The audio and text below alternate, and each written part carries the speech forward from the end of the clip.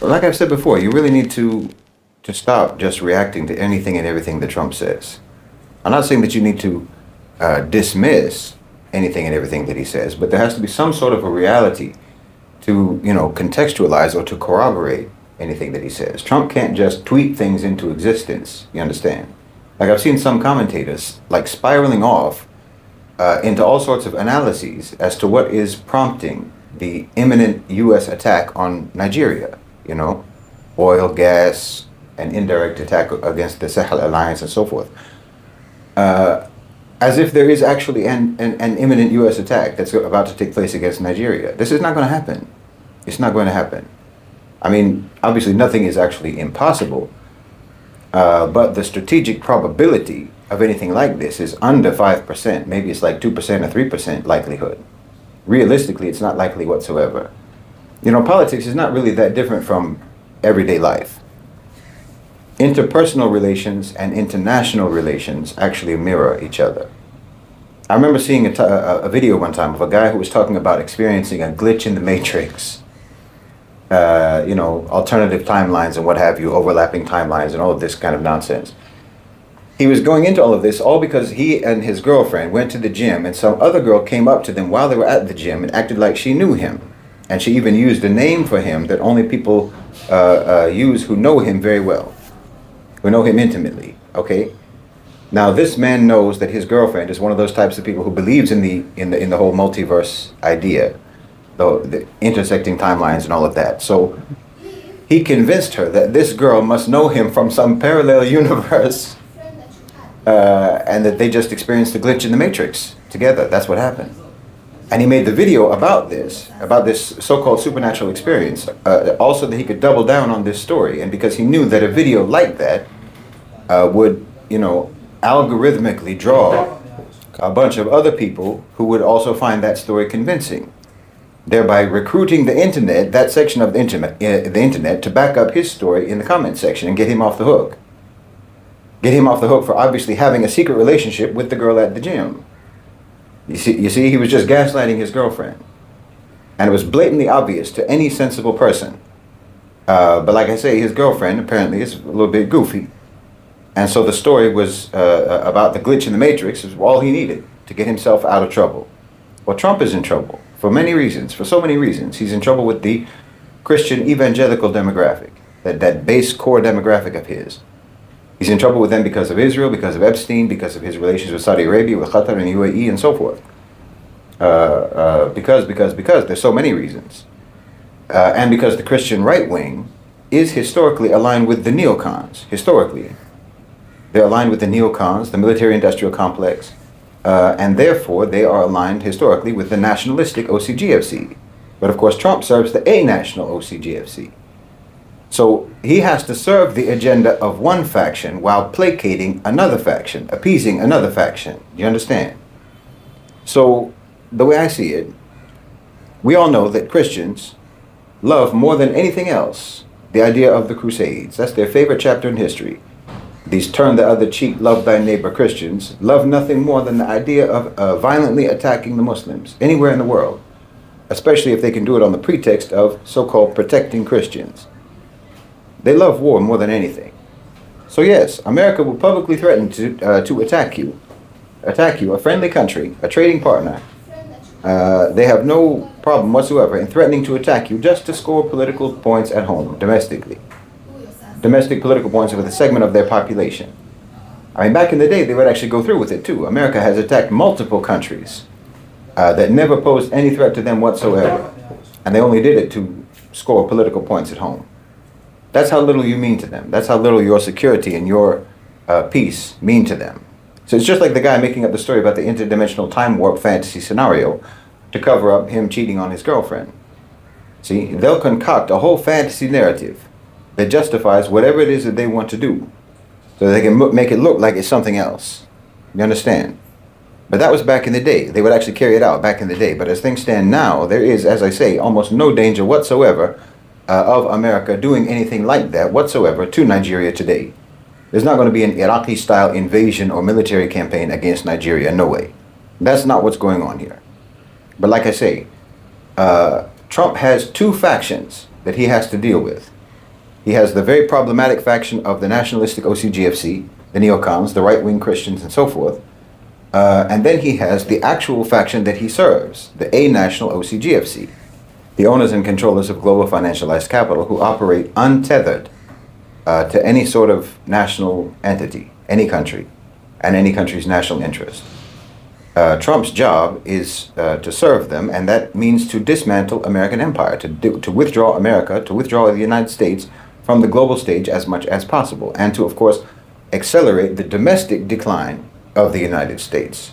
So just like what he did about South Africa, again, largely for domestic political points, you know, fabricating this narrative about a white genocide in South Africa, threatening to cut aid, threatening to sanction South Africa, and so on. You need to see what's really what he's really doing, what Trump is really doing. Trump is signaling to the world that you need to reduce your ties with America. This is part of withdrawing the United States from the global stage. It's part of prompting South-South trade and South-South partnerships, part of trying to nudge the global South, nudge Africa and Asia and the Middle East towards China and towards BRICS. America is falling apart, but he can't just come out and say that, obviously. Again, domestic politics prohibits any politician from just saying that. The only way that you can disassemble the United States of America is if you call it construction. You take it down while you're saying that you're building it up. That's Trump's job. See, I've talked about this many times. You have to make a distinction between the two blocks of the owners and controllers of global financialized capital. Like I said, you have the nationalistic bloc. That's the original bloc. The nationalistic bloc that's essentially welded to the U.S. as a state. It's tied to the military-industrial complex, politically represented by the neocons. That's the traditional empire builders. They want aircraft carriers, forward bases, dollar dominance, and obedient client states. That's their vision of the world. That's their paradigm. Then you have the a-nationalistic bloc. They have no loyalty to any flag. They move capital through New York, through London, through Dubai, through Shanghai, through Riyadh, through Singapore, wherever it serves them. They don't care.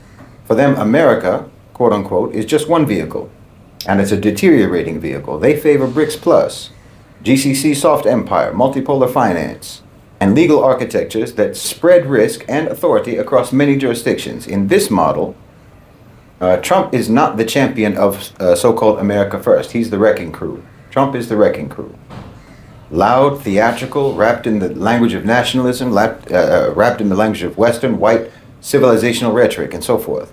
But in material terms, what he's doing is undermining trust in U.S. commitments.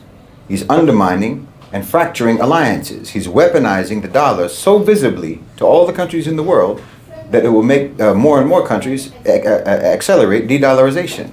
He's making the United States appear unhinged and unreliable. He's making the United States appear dangerous, but not as an enemy. He's making them look dangerous as a partner. You understand? This is exactly what the a-nationalistic OCG... Right. Welcome back again to the African Streamline. Now, there is something I want to talk about, something very, very, very fundamental. And we have to talk about these right here, right now. I saw Shahid BOLSEN talking about and addressing the issue of Donald Trump trying to access Nigeria because he wanted to actually save Nigeria from Christianity being killed, like Christians being killed in Nigeria. And it's been an issue, you know. And, you know, we have a very bad track record with white American countries or Western countries when they say they want to come to Africa to bring peace in Africa or to bring peace amongst the black people, you know. And Shahid BOLSEN is trying to reveal something here very fundamental, that when you allow these people come to your country, they are going to really destroy your country. And if there is something you should do, is not to allow any West country interfere or come and try to interfere with the matters and issues in your country. You better do it by yourself. If you can't do it by yourself, you let it be that way. You see, we had Captain Ibrahim Traore talking about these things, where he was very much against allowing the Western countries coming to Africa. And that is why he expelled France and many other countries that wanted to come to Burkina Faso. And he really tried to educate African countries so much on how they can be able to be doing things on themselves and not allowing these Western countries interfere, you know. And that is why we see things like this happening. You know, let's take, for example, a country like Libya, what happened in Libya, a country like, let's say, Congo, what is happening to Congo today, when Trump said that he wants to take peace to Congo. And since he said he want to take peace to Congo, and they agreed with Felix that I want you to allow me mine 50% of your resources, and then I will bring peace to Congo. You see, they are not genuinely bringing peace. They don't want to bring peace genuinely. They want something in return, you know. And up to date, we are still seeing wars in Congo. And that is something that we have really been against. Our greatest leaders have really been against that. Now, Shahid BOLSEN is trying to explain something very fundamental here. That if you allow these people come to your country, what they do foremost, they will destroy your country completely. You may not like what they will do. You may not like what will they, after they have left, what they will have done into your country. And I really want you to watch this video. Take a look at what Shahid BOLSEN is trying to do. Shahid BOLSEN is speaking something very, very, very wonderful right here. And you better listen to him and see what and how these people will come. And when they come to your country, they will interfere with what you're doing. And when they leave, they will have destroyed your country and taken what they need from your country. You might not be able to recover. You might not be able to come back alive again. And that is what they've done. That is what they always do. Okay? Now, tell me what you think in the comment section after watching this video. I will really do appreciate. Now, and let's go direct to the video. Listen to Shahid BOLSEN speaking and addressing this matter. Bloc need in order for them to extract their wealth and their operational centers from America, from the American shell, is what they need for them to be able to push the global south to more quickly pivot towards alternative platforms like BRICS banks and Gulf sovereign wealth funds and so forth, Chinese infrastructure. Like the Belt and Road, Chinese infrastructure initiatives like the Belt and Road, regional security pacts, and so forth. They need that so that they can leave the U.S. holding the political blame and the social anger and the internal fragmentation from all of the policies that they're pursuing. So let's talk about Nigeria, because what I'm talking about is really crucial for Nigeria to understand, as well as for all the rest of Africa and for all the rest of the global South. You don't need to misread or misconstrue what's going on, because if you do, it's very problematic for you. Then you're going to make the wrong moves and you're going to make bad decisions based upon your misinterpretation of what comes out of Washington. Because I think, in my opinion, that many Nigerian politicians might be stuck in an obsolete paradigm about America and Africa, about the relationship between America and Africa. Because they're used to a certain dynamic and they're operating in conformity with that dynamic. It's a historical dynamic. But the dynamics have changed, or they are changing. And it's time for a new posture. It's time for Africa to take a different posture. But whether you understand it or not, that's what Trump is actually trying to push for. For countries in the global South to take a new posture vis-a-vis the United States. And you can't have a situation where the chain has been broken, but the captive still only moves as far as the chain used to allow him to move, because in his mind he thinks that the chain is still there. Do you understand? It's like inmates who are standing around a crashed prison transfer bus instead of making a run for it. Like, you know, when you have shackles on your ankles, you know, in your hands behind your back, you do the sort of prisoner shuffle, these little tiny steps when you walk. You don't want to end up thinking that that's your normal gait, that that's your natural stride, to where you keep walking like that even after the shackles have been removed. And I think that that's what a lot of the countries in the global South might be doing. Because look, Nigeria is at a crossroads, just like the rest of the global South, frankly. They're at a crossroads. You know, you've got one road that leads to sovereignty, and the other road, which is the road that you have been on all this time. This whole time you've been on this road, and that's the road of subordination. But the thing is that the road that you've always been on, you know, the road of subordination, turns out it's a dead end. That road leads nowhere, actually. But you've been on that road for so long that you think it is just going to go on forever. While the turn, you know, at the crossroads, the other road, the road of sovereignty, you're not quite sure where that leads. So the instinct is just to keep going with what you're familiar with. But the road of subordination actually is leading right off of a cliff. That road is coming to an end. See, for decades, Nigeria has been independent in the same way that a worker who has a single employer is independent. It's neocolonialism. Imported food, imported machinery, imported weapons, imported experts, consultants and so forth, imported stability for the currency. And your exports are basically the raw materials and the human beings who are leaving the country. So now, especially with the rise of BRICS and with what's going on with the Sahel Alliance and all the hype that's going on around multipolarity and so forth, well, there's a wave among particularly young people towards real independence and real sovereignty. There's a domestic sentiment for that. So, in my opinion, the government of Nigeria is making gestures towards that domestic sentiment. But they still think that the road of subordination is the safe direction. It's the safe path. It's a familiar direction. And they're only talking about taking that different road, the road of sovereignty. It's not really that different from Trump, talking about defending Christians in Nigeria for domestic political points, while no actual substantive action is going to be taken militarily in this regard. So Nigeria is talking about, for example, Nigeria first. They're talking about building self-sufficiency. And they're doing that for domestic political points. But most of the substantive steps that they're taking still actually reflect the subordinate mindset. Their economic reforms, for example, the recent economic reforms are basically IMF-style neoliberal measures, neocolonial measures that the West has always dictated, as necessary for economic survival for any global South country. But these measures have only ever subjugated real economic sovereignty anywhere that they've ever been implemented, anywhere that they've ever been imposed. You're still taking advice from the colonizers.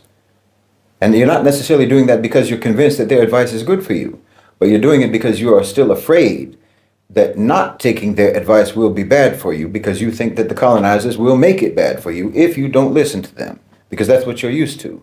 And I understand that. But look, removal of fuel subsidies in Nigeria, currency liberalization, aggressive tightening of monetary policy, fiscal so-called consolidation. This is the whole orthodox neoliberal package. That's all. That's nothing but that. These are all the things that you're supposed to do because this is what the colonizers have always said that you're supposed to do. And if you don't do those things, then they have historically they have punished you. When a country gets too indebted and inflation spikes, then the currency is under pressure, then they trot out the script. Scrap subsidies that keep the basic goods affordable for the population. Let prices for fuel, food, and currency float towards so-called market reality. Raise interest rates and squeeze credit for regular people. Cut your deficits. Above all else, the deficit is the most important thing to deal with.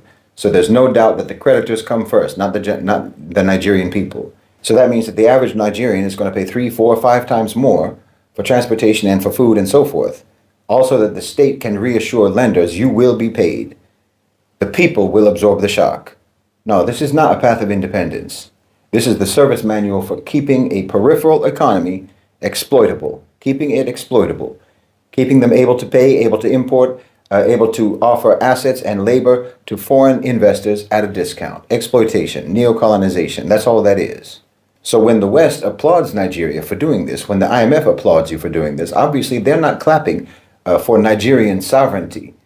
They're clapping because the machine has made another adjustment at the bottom to stabilize the top. From a middle nation perspective, you can't treat that as a win, not at all. Stabilizing the old hierarchy is not liberation. It's maintenance of the same old neocolonial system. It's just continuing to drive down that same old road of subordination. But like I said, in Nigeria, there is talk of sugar self-sufficiency, of building metallurgy as the sort of skeleton of industry, of trying to push agro-processing inside the country instead of just shipping raw commodities. There's talk of trying to strengthen domestic defense production so that the army doesn't have to beg for ammunition from the United States or from other countries. Okay, this is where the real instinct for sovereignty lives. And it's an instinct that I think young Nigerians want their country to act upon. And even if it seems to make no sense, the truth of the matter is that the A-National OCGFC want Nigeria to act upon this instinct too, for their own reasons, obviously. But I think that the politicians in Nigeria have not yet recalibrated to this. They're not reading the road signs properly. Look, true independence isn't just like you don't just declare it in your constitution. It's not on a piece of paper. It's manufactured in your workshops, in your farms, in your laboratories, in your foundries. Liberation and independence is grown in your fields. It's poured in your steel, in your refineries, in your petrochemical factories, in your industrial zones. Political independence is a byproduct of economic sovereignty. So when Nigeria says we need our own sugar, our own steel, our own machinery, our own weapons, okay, this is the correct direction. That's the instinct that we recognize at Middle Nation. The refusal to accept a permanent role as a dumping ground for foreign goods and as a source of raw materials and cheap labor for foreign countries. See, like I say, there are two currents. There's a sovereignty current, local industry, food security, defense autonomy, Nigeria first, and there's a dependency current, austerity for the people, comfort for the creditors, prices and policies tethered to world markets instead of national needs. Now bring Trump into the picture. You have this man threatening Nigeria in the language of religious war, saying we're going to cut aid, we're going to sanction you, and we're going to defend the Christians, and we're going to go into your country guns blazing. Well, people in Nigeria hear this and they start asking themselves, is war actually possible? Are there going to be United States airstrikes against us? Are we facing an Iraqi-style invasion? No. No. There's going to be no U.S. military action against Nigeria, not over this issue. Not in this current configuration of power that exists in the world. Not with this balance of risk that exists. The Pentagon knows this, obviously. Serious policymakers in Washington know this.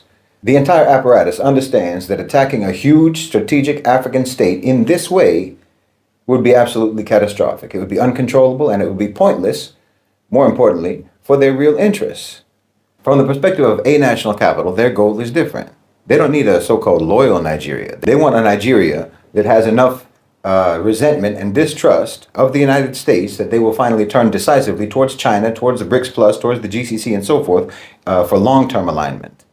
Trump's outbursts against Nigeria signals to every serious policymaker in Abuja, this partner is fundamentally unstable. The United States is fundamentally unstable. Every election cycle, your entire strategy can be thrown into chaos by one man's pandering to his domestic fanatic religious base.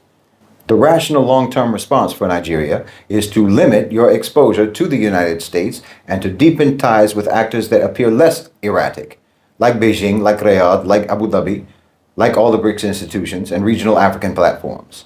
So Trump, in the name of so-called America First, pushes Nigeria into the arms of the very multipolar architecture that is preferred by a national capital.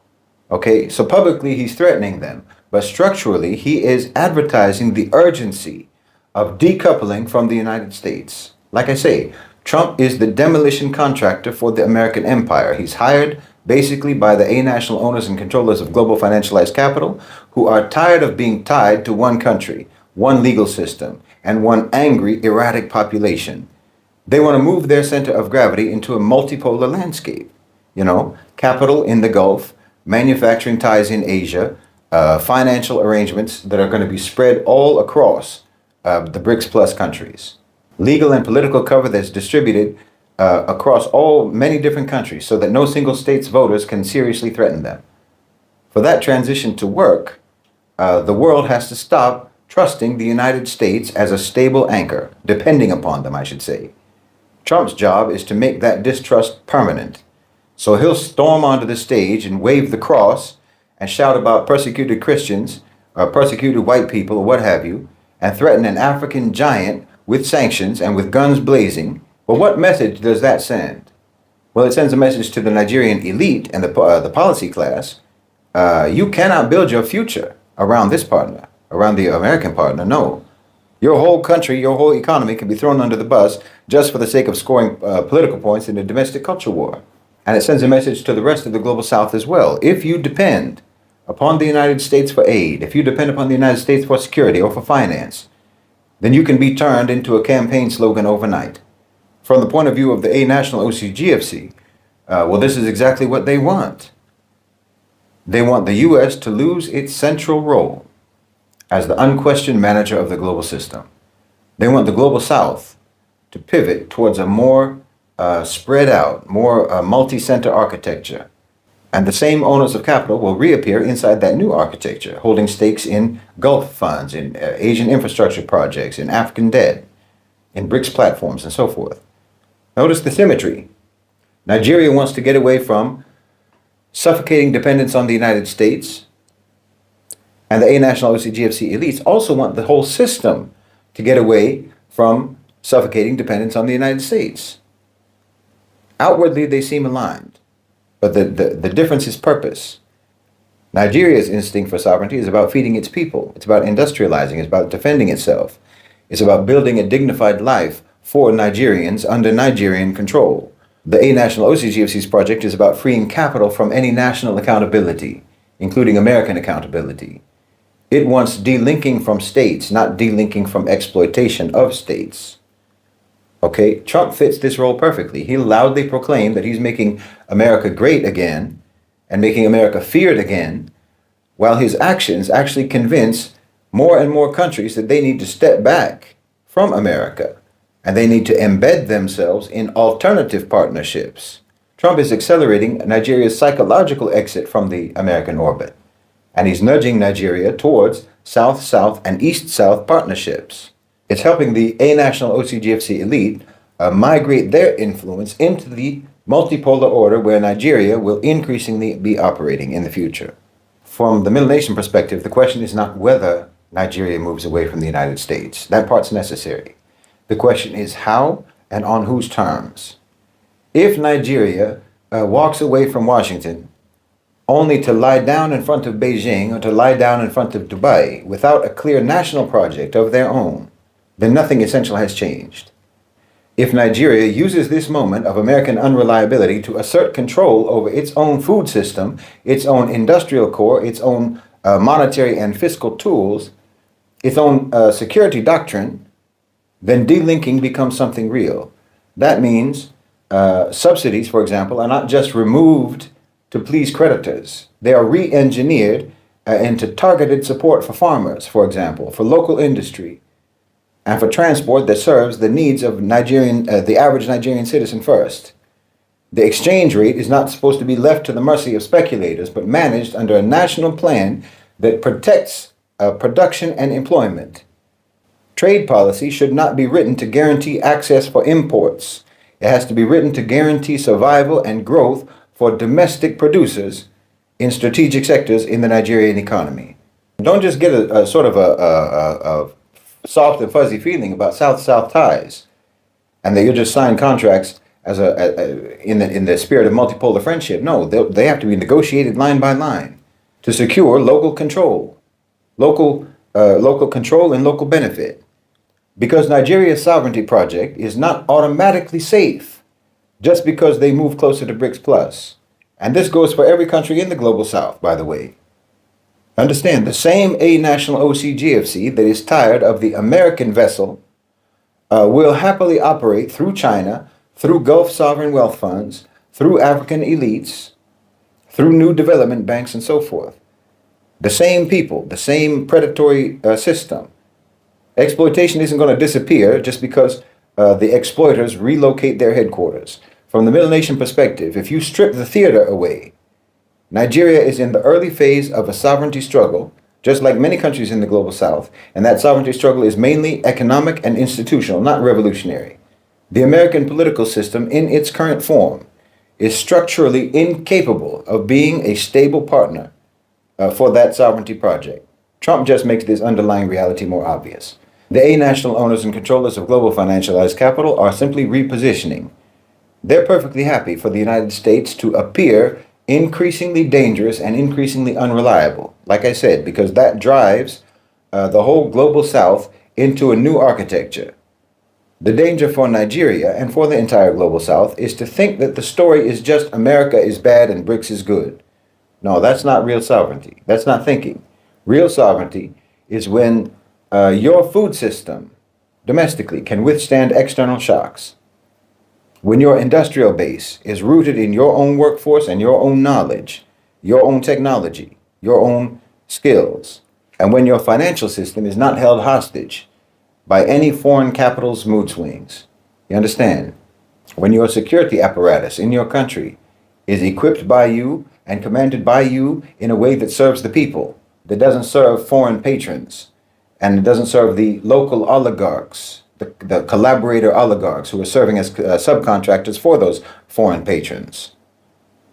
So don't think that Trump is the boss. Like I say, he's the demolition contractor, and he's paid in domestic applause and ego inflation to swing the wrecking ball into the credibility of American leadership. When he shouts at Nigeria, he's helping Nigeria in their long-term argument that the country must reduce its exposure to Washington, just like every other country in the global south. Trump's message is basically, don't build your future under the shadow of an empire that can turn bombing your country into a campaign talking point. They'll just bomb your country just for the sake of having something to say in a debate. What needs to emerge, and this is where middle nation thinking comes in, is a third path, an alternative path, tactical engagement with all sides, but strategic independence from all sides. You understand? Using Gulf capital without becoming the appendage of Gulf capital. Using Chinese infrastructure without letting your economy be completely written in Beijing. Using BRICS banking without accepting a new generation of conditionalities in different packaging, just like neoliberalism. Nigeria today, in my opinion, is a live demonstration of this moment in history. You have a formally independent country that's struggling towards real autonomy, that's being bullied by a declining empire, that's being courted by a rising multipolar order, and that's being stalked and being hunted by national owners of capital who are already thinking 50 years ahead of everyone else. This is why I've said, and why I think it's important to understand, that the transition of the global economy to the south and to the east should not be understood, and the rise of BRICS and so forth, this should not be understood as a revolution of the global south. It's not an unseating of Western power. It's not an overthrow of Western power. It's a managed transition. It's a survival strategy for the OCGFC, a survival strategy born out of necessity, which they intend to result in the continuation of their dominance. They want a multipolar order as long as it exists under a unipolar private sector national empire. That's what's happening. And if Nigeria's leadership is still thinking in late 20th century paradigms, then the national OCGFC are going to get the drop on you. Trump's threats rely upon you thinking that America's moment as the global superpower wasn't just a moment, but is a perpetual, forever state of affairs. Well, it's not. The truth is that this moment of American superpower dominance has already passed. They are not the threat. America is not the threat that you think they are. And while you're busy thinking about them as a threat, well, you're going to completely miss the real threat that you're facing. And in doing that, you will permanently miss the turn in the road from the road of subordination to the road of sovereignty. You're going to completely miss that turn, and you'll be stuck on the road of subordination that actually is going to lead you right off the cliff.